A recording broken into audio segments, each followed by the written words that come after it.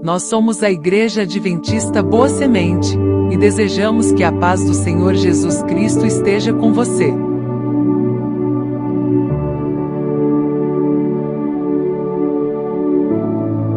Estamos muito felizes com a sua companhia. Aproveite para se inscrever em nosso canal, ativar o sininho para sempre ser avisado sobre novos conteúdos referente à nossa escola bíblica presencial, que acontece todos os sábados, às 9 horas da manhã. Estamos esperando por você.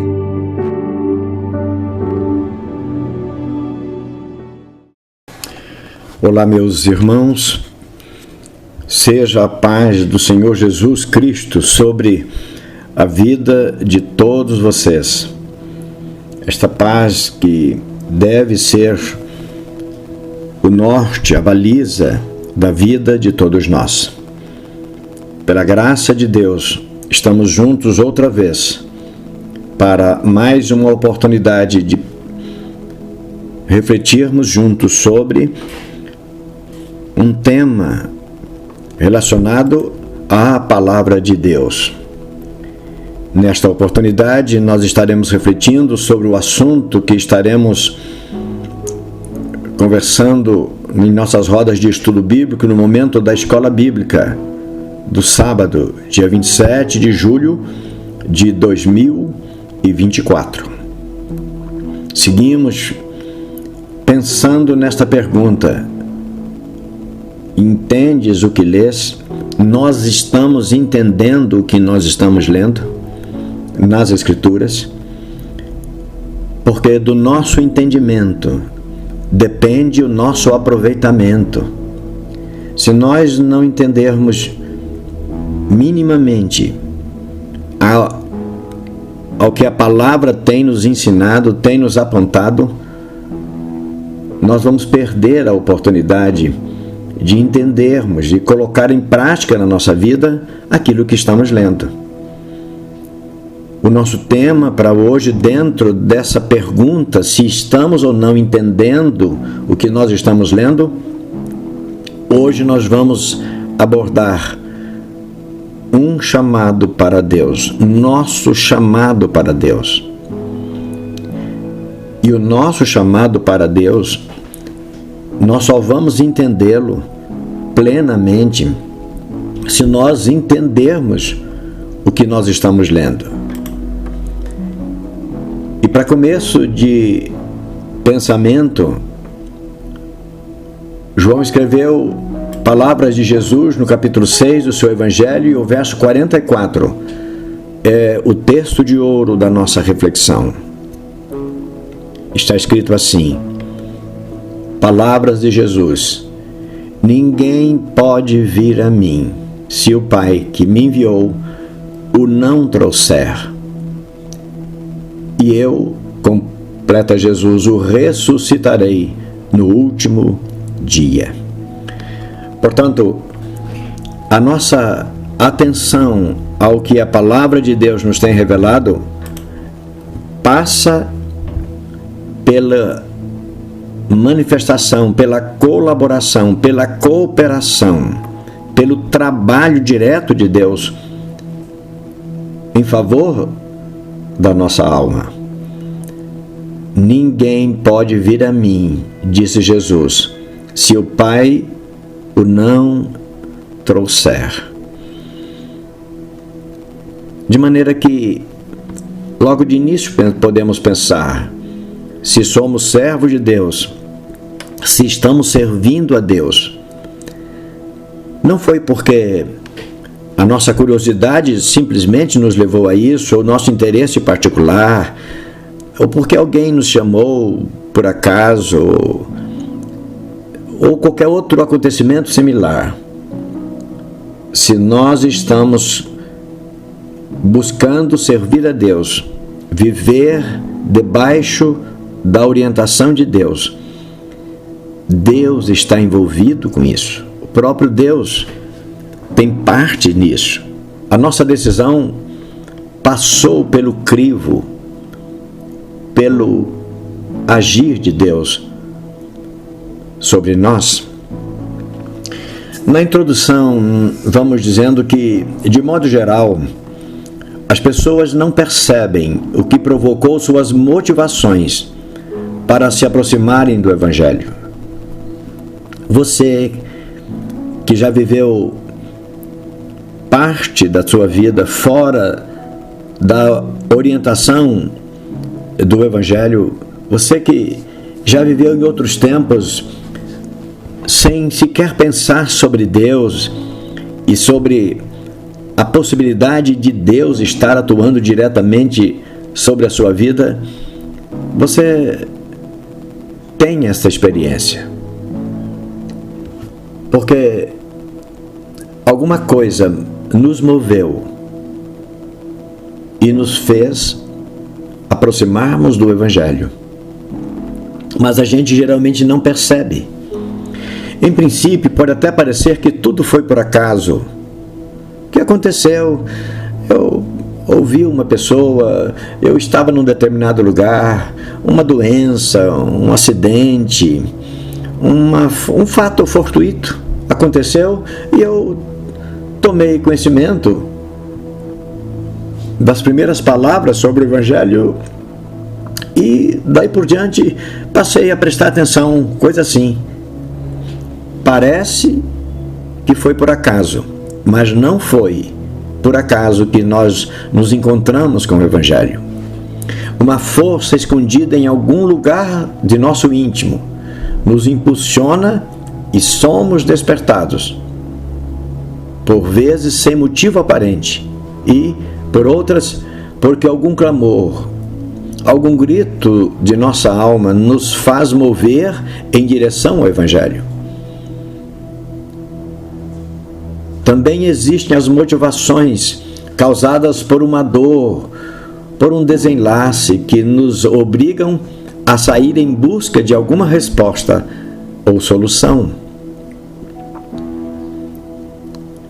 Enfim, quando Deus nos chama, Ele geralmente nos chama de maneiras que a nossa mente não percebe muito bem. Nós cedemos ao chamado. Alguma coisa nos envolve. E a nossa fragilidade, a nossa pequenez, a nossa dependência, o nosso senso de dependência que pode até estar oculto em nós, é provocado e nós nos aproximamos de Deus. Li a experiência de um pastor por nome Josemar Bessa e ele declarou em relação ao Evangelho o seguinte, abre aspas, algo que me atrai no Evangelho é que ele diz que Jesus ama o fraco, o tolo e os que nada são. E esses são todos os itens do meu currículo. Fecha aspas. Olha o que ele diz. E eu encontrei no Evangelho, parafraseando o que ele está dizendo, e eu encontrei no Evangelho a certeza de que Jesus ama os fracos, os tolos e os que nada são. E é exatamente isso que eu sou. Então isso fez com que o Evangelho me cativasse. E talvez não com estas palavras, não com esta percepção, mas com outra. O fato é que nós acabamos nos aproximando do Evangelho sem perceber que por forma que nós não entendemos, Deus estava nos chamando. Sim, sempre que alguém abre o coração, o Espírito Santo entra e o conduz para perto de Deus. A seguir, o Evangelho abre caminhos inesperados. O profeta Jeremias, num dado momento da sua carreira, do seu ministério, ele fala do seu encontro, num dado momento, com a palavra de Deus. E ele apresenta, para facilitar a compreensão das pessoas, ele apresenta a palavra de Deus como um alimento que se come. E depois sente-se o efeito daquilo que foi comido. O profeta Jeremias, capítulo 15, o verso 16, ele escreveu: achando-se as tuas palavras, logo as comi. E a tua palavra foi para mim o gozo e a alegria do meu coração. E aí passei a me chamar pelo nome do Deus da palavra. E ele diz: o Deus da palavra é meu Senhor, é Deus que luta as minhas batalhas, portanto, é Deus dos exércitos. É isso. Eu achei a tua palavra, eu comi. E a tua palavra me fez bem, me fortaleceu, me deu ânimo, despertou em mim a vontade de viver pelo sentido que eu encontrei da minha vida. O chamado de Deus é isso, ele promove em nós crescimento, bem-estar, segurança, apesar e a despeito das dificuldades encontradas, porque servir a Deus não nos provoca dificuldades, mas servir a Deus é lutar contra a nossa natureza humana, pecaminosa, e também lutar contra o inimigo comum entre nós e Deus, nosso inimigo.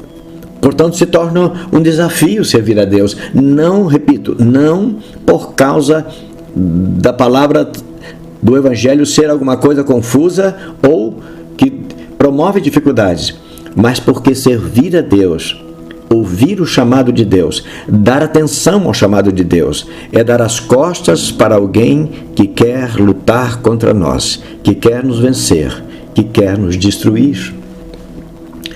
Na reflexão, vamos dizendo que enquanto o ser humano segue a vida sem pensar em suas circunstâncias, tudo lhe parece normal e natural. Assim, aqueles que não estão envolvidos com a palavra, eles seguem a vida de maneira tranquila, assim, lutando pelos seus interesses, ganhar dinheiro, construir, negociar, vender, comprar, conseguir amigos, estar junto com pessoas que lhe agradam, enfim, segue o seu curso normal. Entretanto, por mais normal que a vida lhe pareça, se o Senhor não for parte dos seus pensamentos e propósitos, seu coração sempre reclamará por algum vazio, de tal modo que, sem a efetiva presença de Deus, o íntimo humano nunca estará plenamente preenchido. É uma afirmação, é um registro que fazemos e você pode pensar nisso. Quem não vive o Evangelho, quem não vive pensando em Deus e naquilo que Deus faz por ele, parece que a vida lhe segue normal, é normal assim, mas apenas em alguns momentos, talvez de doença, talvez de prejuízo por algum negócio que não deu certo, talvez pela morte de alguém do seu relacionamento, da sua família, é que bate ali o sentimento de que alguma coisa falta na vida, existem algumas perguntas sem respostas. Mas, no geral, a pessoa caminha como se tudo estivesse normal. Deus para quê? Igreja para quê?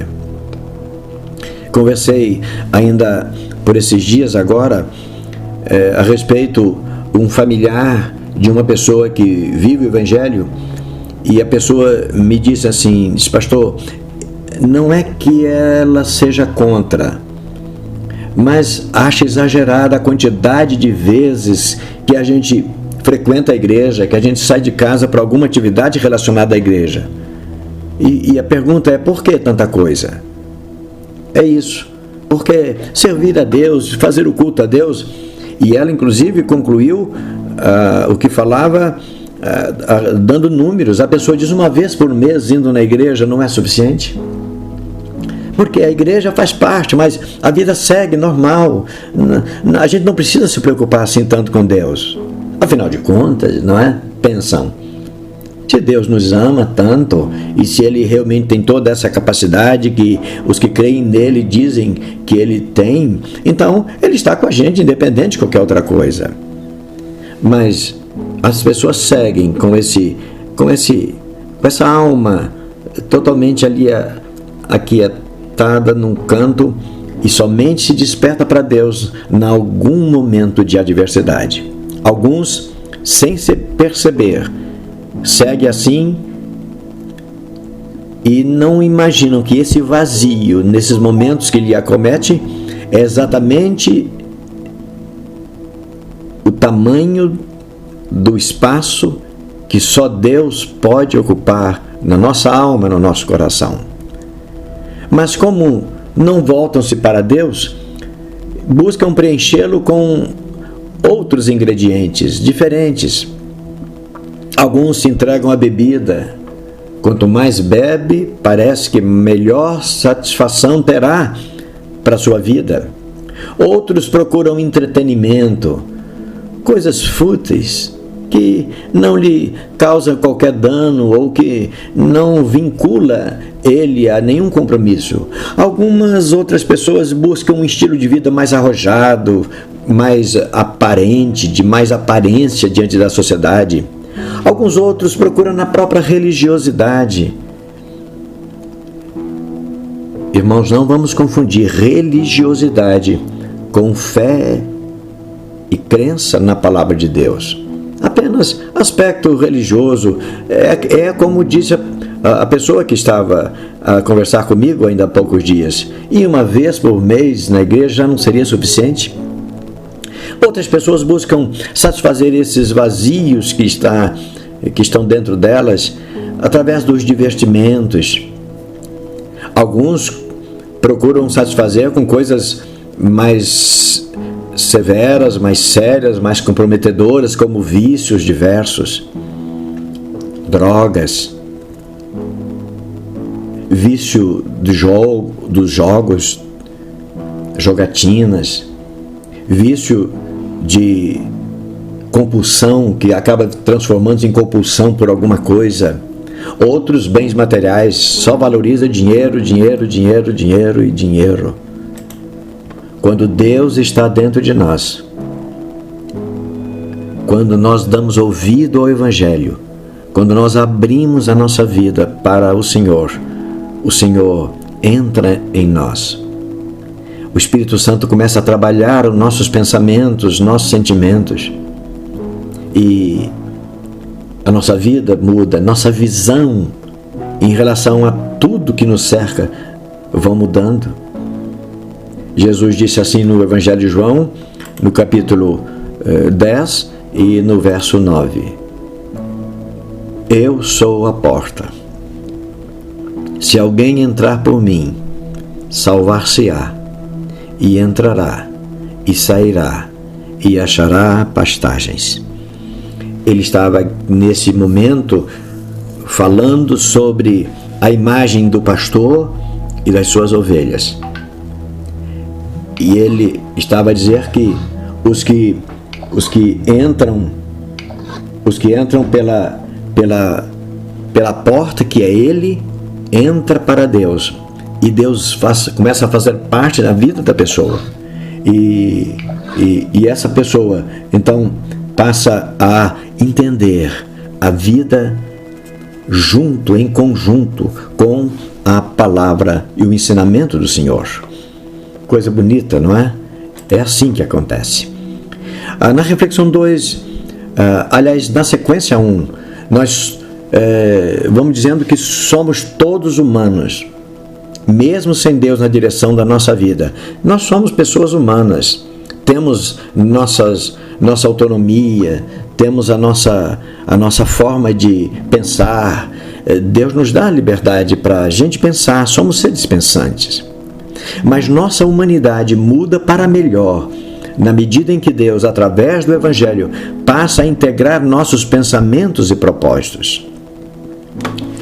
Quando nós, dizendo de outra forma, quando nós damos atenção ao Evangelho, nós não deixamos de ser humano. Vamos continuar sendo humanos, Mas a nossa humanidade, ela é aperfeiçoada. Ela passa a reagir diante das circunstâncias e diante das pessoas de maneira que a nossa vida manifeste também Deus, o Deus eterno, nosso Criador, que está em nós. Uma convicção muito real deve nos acompanhar a partir do momento em que o Evangelho passa a integrar nossa mente. Qual seja, o Evangelho nunca atrapalha, nem acrescenta confusão à mente humana. Isso é bastante interessante a gente pensar. Quando você, inclusive, pensar sobre a sua vida, em alguma adversidade, você pode pensar, mas eu não sirvo a Deus e parece que isso não está resolvendo nada. Pense, os atrapalhos da nossa vida, eles não estão vinculados ao Evangelho. Estão vinculados à nossa fraqueza humana, aos nossos desejos mal construídos e mal pensados. O Evangelho não muda a nossa humanidade, mas ele contribui para que cada um pense melhor a sua própria vida. Então está aí, o Evangelho nunca atrapalha nem acrescenta confusão à mente humana. Pelo contrário, ele só beneficia sempre. Mesmo que aquele que o conheceu não decide segui-lo. O que nós estamos a dizer é que mesmo que a pessoa conheça o Evangelho e não coloca a sua vida em sintonia com o Evangelho, ele continua seguindo a sua vida. Mesmo para essas pessoas, o conhecimento da palavra de Deus, do chamado de Deus, não vai atrapalhar em nada a sua vida. Só pode ser um elemento de melhora, nunca de confusão ou de atrapalho. É como dizemos aí, pelo contrário, o Evangelho só beneficia sempre. Dizendo de outra forma, o Evangelho nunca pune o que não crer nele. Isso é muito importante. Se você ou eu deixarmos de crer no Evangelho, nós não seremos punidos agora na nossa existência por isso. Podemos até no futuro perdermos o direito à vida eterna. Mas o Evangelho, a rejeição nossa ao Evangelho, no todo ou em parte, não vai nos punir. Por outro lado, a bênção de Deus sempre contribui para a melhora da nossa humanidade. Uma pessoa que dá ouvido à voz de Deus e passa a ouvir Deus através do Evangelho, o risco que ela corre, e a palavra risco eu coloco entre aspas, porque o risco que ela corre é de ser uma pessoa melhor. Você e eu não vamos encontrar uma pessoa que ficou menos sensível, pior na convivência com a sua família, com a sociedade, com os negócios, porque conheceu o Evangelho. Nós não vamos encontrar pessoas piores ou que pioraram porque o Evangelho chegou na vida delas. E nós citamos aí como exemplo o caso de Zaqueu, registrado pelo evangelista Lucas no capítulo 19, versos 1 a 10. Eu vou ler para vocês e está escrito assim: E tendo Jesus entrado em Jericó, ia passando, e eis que havia ali um homem chamado Zaqueu, e este era um chefe dos publicanos e era rico. Os publicanos, para quem não sabe ou tem dúvida, eram os cobradores de impostos, cobravam impostos das províncias para os romanos. Roma dominava o mundo naquela época. E Zaqueu procurava ver quem era Jesus, mas não podia, porque havia muita gente ao redor de Jesus e ele era um homem baixo, era de pequena estatura. E ele teve uma ideia, correu adiante, subiu em uma figueira, e lá de cima ele pensou: eu posso ver Jesus, porque ele queria vê-lo, e quando Jesus passasse por ali ele poderia vê-lo. E o verso 5: E quando Jesus chegou àquele lugar, chegou embaixo da árvore, Jesus olha para cima e vê Zaqueu e lhe chama: Zaqueu, desce, hoje eu vou passar pela tua casa, eu quero ir lá. E Zaqueu desceu e recebeu Jesus com alegria. E as pessoas que estavam ao redor murmuravam dizendo que Jesus entrara para ser hóspede de um homem pecador.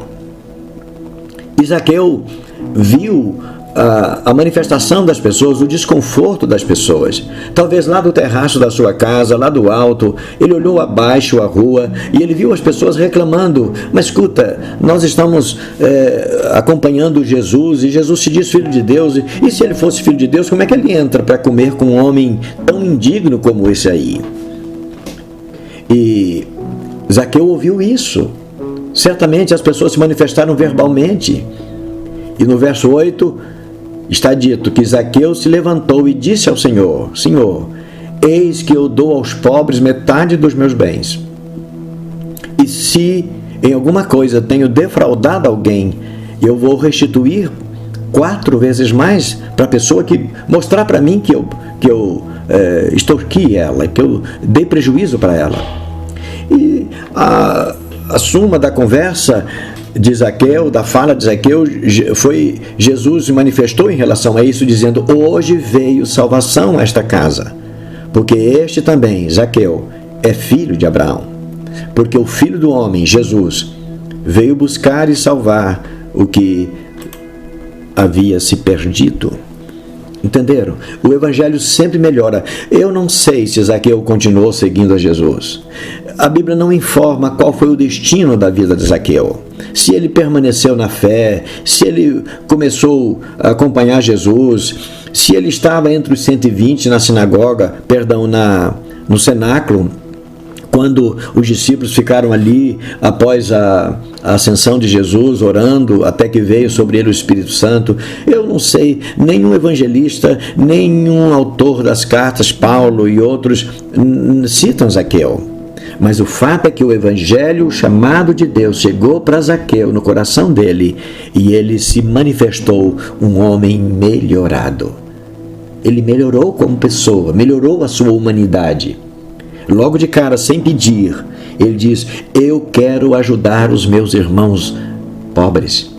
E se alguém provar que eu lhe dei prejuízo, eu vou devolver 4 vezes tanto aquilo que eu lhe causei como dano. É isso, o Evangelho nunca atrapalha. O Evangelho só melhora a vida das pessoas. Na reflexão 2, a gente vai dizer que é um convite feito por Jesus. Lembrar daquele convite tão comum, conhecido de todos nós.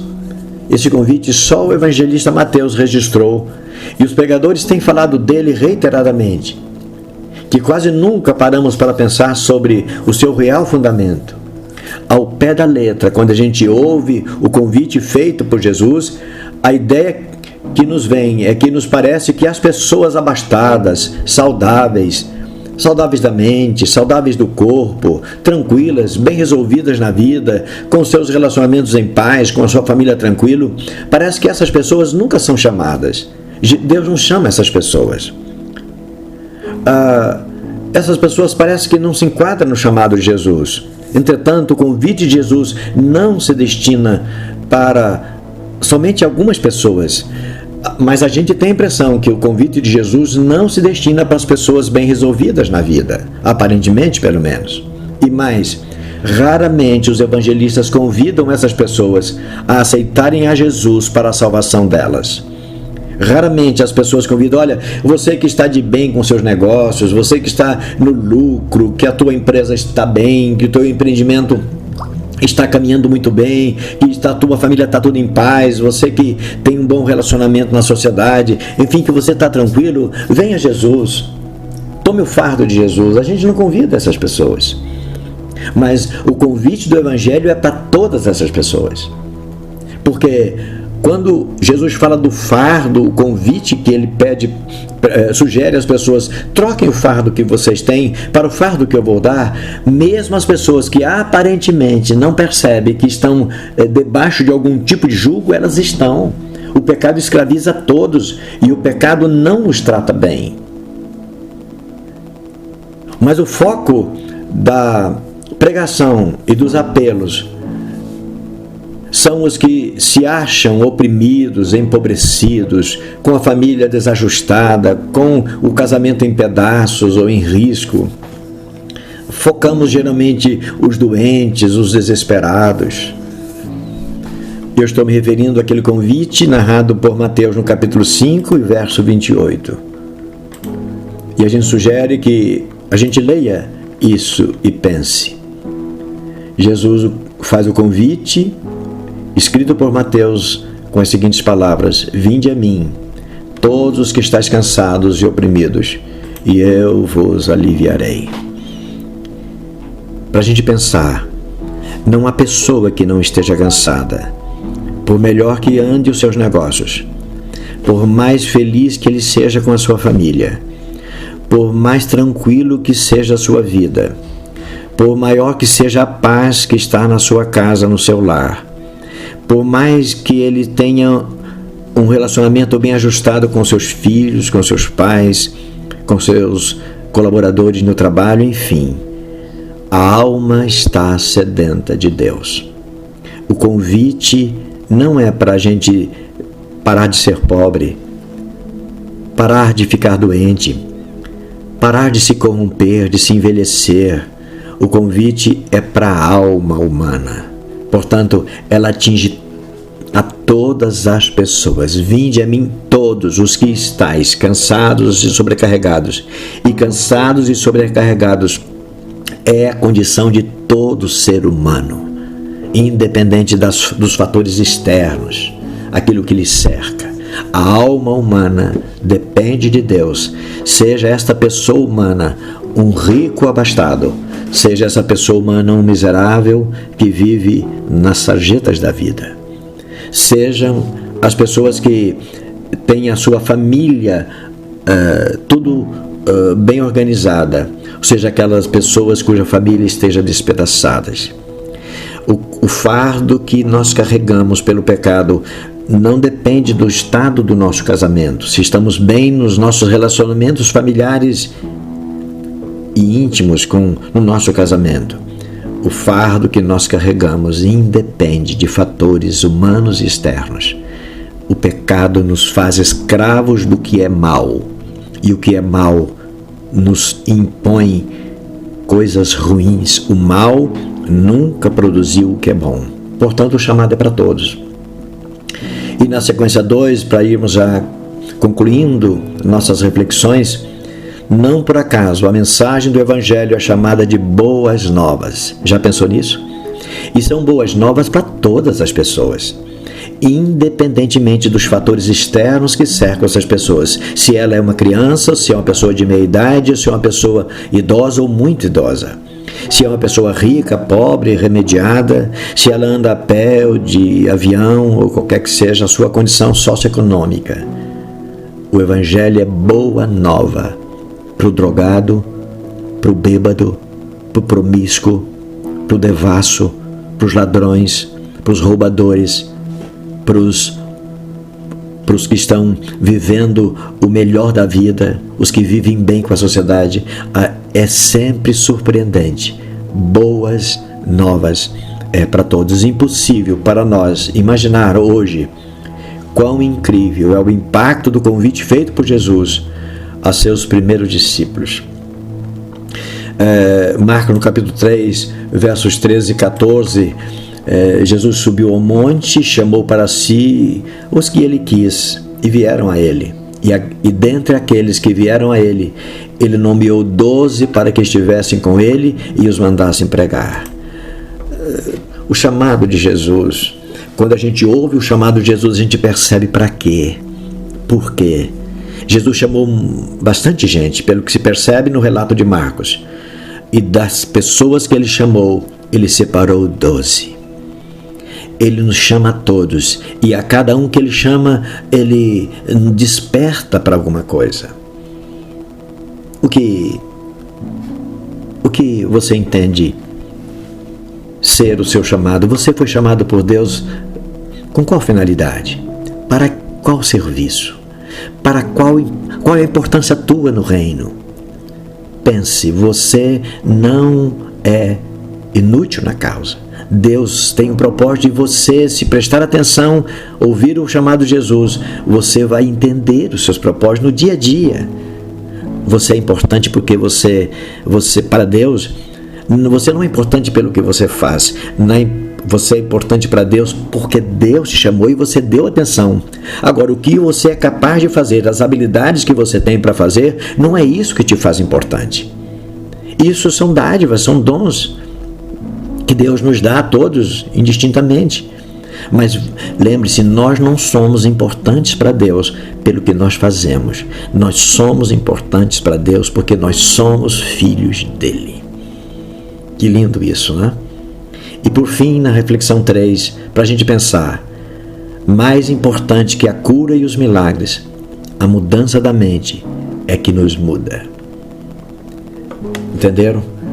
A gente recebeu uma cura, um milagre na nossa vida e a gente fica tão feliz e passa a vida a Deus e dá testemunho disso a vida inteira. Ok.